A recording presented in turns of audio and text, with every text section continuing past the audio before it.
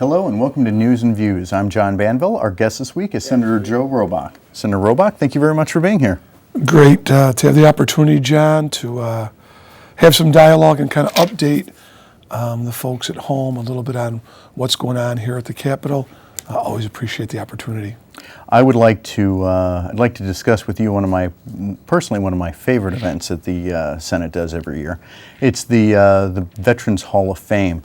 It's I know that basically to let our viewers at home know, it's a time where we take a little bit of time to honor those who have sacrificed for our nation, but it is a beautiful event in Albany, and I was hoping you could tell us a little bit about your veteran of... Absolutely. I would agree with you 100% that, we're heading towards Memorial Day weekend here, and no matter what time of the year it is, honoring our veterans is such a critically important event. And it really is not only important, it gets very emotional and heartfelt. So we have the opportunity to nominate people for what we've created, calling the New York State Veterans Hall of Fame. And I've had to put the privilege of nominating people who've been put in. Gary Bykirk, who is one of the few remaining Medal of Honor winners left in New York State. 1 year did an entire family, the Fideli family. They had 8 people in their family that served in World War II. 2 were wounded, but fortunately no casualties.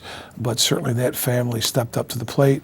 Last year, my good friend Ken Moore, who was an Army and not only served his time in Vietnam, but has done so much to help veterans. And this year, I got to honor Ray Mellons, who many people in our community will know, not only a Marine who served in Vietnam, but he's also put himself on the map, so to speak, and is very visible as a member of the Vietnam Veterans Honor Guard and Marching Unit, which attend many funerals, parades, public events, schools.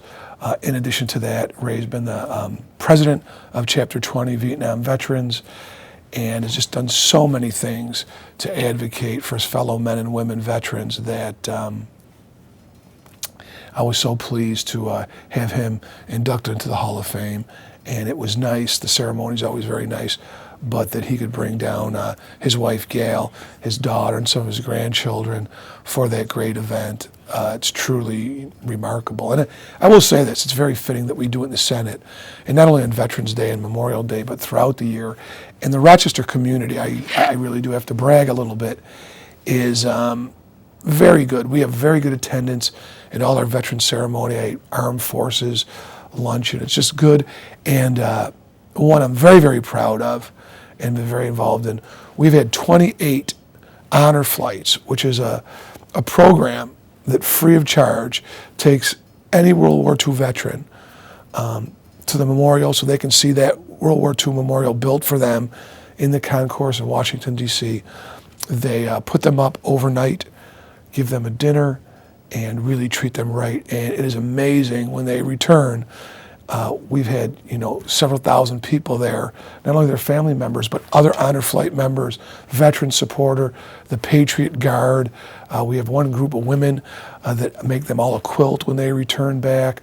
It's just overwhelmingly nice. And to see them all these years later come off that plane, some of them have not talked about their experience in World War II for many decades, misty-eyed and so appreciative, or so humbly saying, well, I just did what I was supposed to do. It's so great that we get them to do that because as humble as they want to be, that generation definitely changed the course of history. And I shudder to think what could have occurred if the Nazi regime, who was killing people in their own country who didn't agree with them, was successful. Who knows what would happen, but I certainly know you, I, and this generation would not be living with the freedoms that we have without them. So, all good stuff. Senator Robach, I'd like to shift gears. You have a reputation in Albany as being a straight shooter and somebody who will speak their mind. There's been a pall over Albany, an ethical problem not created by upstate members by and large. It's largely been a downstate problem, but it does affect the entire legislature as a whole. Senator Robach, can you tell me how you feel about how things are going in Albany ethically and what needs to be done? Yeah, well, clearly, as you say, if you pick up the New York papers every day, it seems like there's another story of another indictment of some of our colleagues who reside in New York City. And I have to say this, of course, it is hurtful to me, and it is bad for the institution. I have to say that first. And maybe I'm old-fashioned, but my parents really led by example. I think taught correctly that when you ask the public for the privilege to serve and represent them in the Capitol with their vote, I think you should kind of try to perform a little bit better. And this latest plague that's gone on, all about people, trying to make money for themselves and their personal greed, I do have to say two things. While it does look bad for everybody, I really think you have to hold those people responsible for a number of reasons. So, while I'd like to think that people in elected office would be better than anybody else, you still have to apply logic. So if a teller working at a bank were to take money, that doesn't mean that the lending institution or that bank itself is bad. That person clearly broke a rule to try and steal somebody else's money. I almost look at what's happening in the legislature that way. Now, a lot of these are alleged, so I also believe that everybody should have their day in court, whether they live upstate, downstate, wherever that may be. But when you do hear some of the comments or some of the things that have been released on tape, it is saddening to see people who should be doing everything they can to earn the public trust being so cavalier or almost making it sound like it's okay to use your position or influence to make money. And that's wrong and sad, and I do believe if they are guilty of that and proven guilty of that, they should certainly pay the price, and a serious one. And I, along with some of my other colleagues too, think that you should be stripped of some of the benefits if in fact you're guilty. Human beings are going to make mistakes. People can overcome small mistakes or other things, but taking public money or money to misdirect or utilize, that's the most egregious of all things. And in some of these cases of even people who've been convicted, people were literally taking money away from people who needed health care, seniors that should have been getting it for their care and concern, even little leagues and schools. That's outrageous. Our goal here and purpose is to have the trust of the public to speak for them, to try and make the system work better for as many people as possible, and not line your own pockets. And I do think that if the good news is, if they did get this, it sounds like the system did work well, and they will be convicted if in fact they did those things. And you always want to make things better, but I think first I have to say this. Anybody who takes money under existing law knows they did something wrong. That's on them to me. This idea sometimes that some people are purporting, or groups, I don't know if they're trying to cover for these people or what, but clearly it's not the rules. There's no gray area. Everyone knows in the private sector, everyone in elected office certainly knows you should not be using public money for your own gain. Everybody knows that. There's no question. So we do have to take a serious look at this. While it's way too many people, and it is bad for the institution, I don't think it's the culture. Again, you're talking about a handful of people out of 210 legislators. But we should all make sure that we give them their day in court, but certainly echo loudly that that's unacceptable. And if you know what's going on, you should absolutely let somebody know, or turn them in. We've also made some changes under the ethics law of what we have to divulge or tell people about our income. What makes it harder to do that too.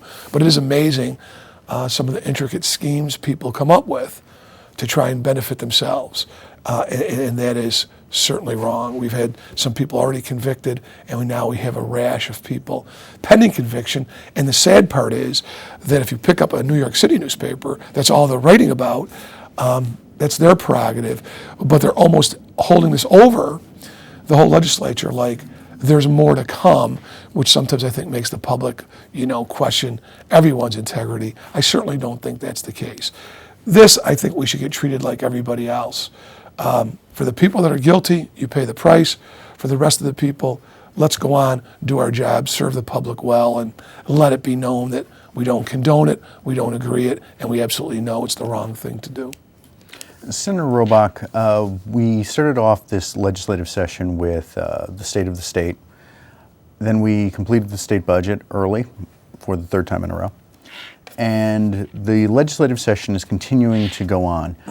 Are there any particular issues you feel that need to be addressed before the end of session? Yeah, one of the things that we're working on, I thought the budget overall, to lower some taxes, to rein in spending, to even, cut a little bit of our own budgets in government was the right direction to go. But one thing that we weren't in favor of, and it's kind of multi-tiered because the federal government has said that they've overpaid the state in a very sensitive to me, what we call the Office of Persons with Developmental Disabilities, and not only having a sister in the population group, but have been here to do the first New York Cares, where New York really created probably the best housing for people with Down syndrome and developmental disabilities anywhere in the nation, work experience in closed shops, day hab treatment so people could still live at home in some cases, depending on their level of need. We really did great stuff that was echoed not only by families and advocates, but across the nation. And last year, there was such a big cut to that area of the budget that we recently had a rally in Rochester where, the waiting list for people needing just housing, acute housing in this population group is now up to almost 1,000 people. And I could tell you oftentimes, we're not talking about children, just like the general population, people with Down syndrome and other developmental disabilities are living longer than ever before, which is a good thing. But when you have, an 80-year-old mother, say, I lost my husband 6 years ago, my, 44-year-old son can't live with me anymore. I just want to go to my grave knowing that he's going to have a safe, comfortable place to live where he'll be treated with dignity and respect. And we have to say you're 900 on the list.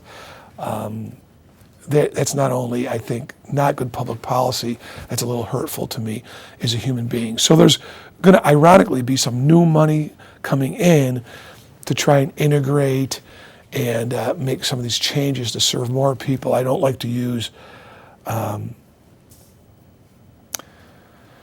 the term be more efficient, but maybe we could shift some things even with this budget standing. But definitely next year, as we look at the budget, they took such a huge cut compared to some other areas.